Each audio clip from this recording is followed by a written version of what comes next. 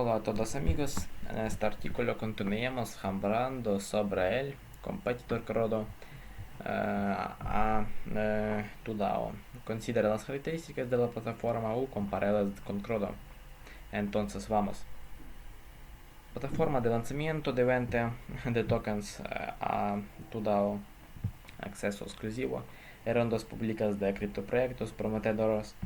Tudao tiene como objetivo reunir a las nuevas empresas con capital inteligente al tiempo que ayuda a desarrollar una comunidad apasionada por cada proyecto individual. Nuestro equipo de expertos asistir a proyectos en marketing, desarrollo, tokenomica u otras áreas importantes de crecimiento.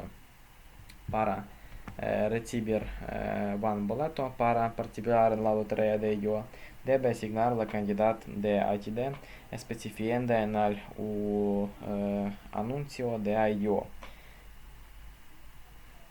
Si gana el ATD asignado a la IO, le dan derecho a invertir la cantidad especificada de USDT. Si gana más de 1 de sus boletos, su inversión potencial aumentará en consecuencia.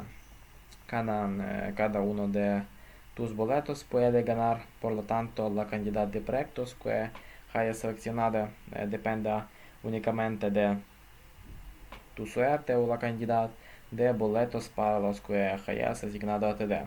Si gana el ATD asignado para el proyecto se congelará durante 10 días, teniendo en cuenta que solo se congelará la cantidad de boletos ganadores de ATD.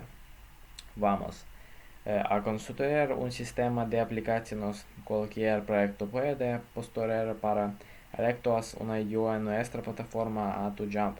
Para ello, se crea una aplicación y se registra a través de la cadena de bloques.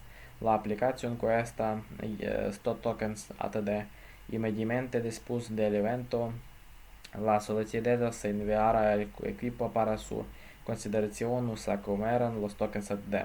Nuestro equipo planea construir un sistema de cultivo acumulativo como funcional, la agregamiento cruzada, un interés que fluye. Cada proyecto posterior agrega su propio token al sistema agrícola. Los usuarios reciben tokens antiguos o tokens de proyectos nuevos.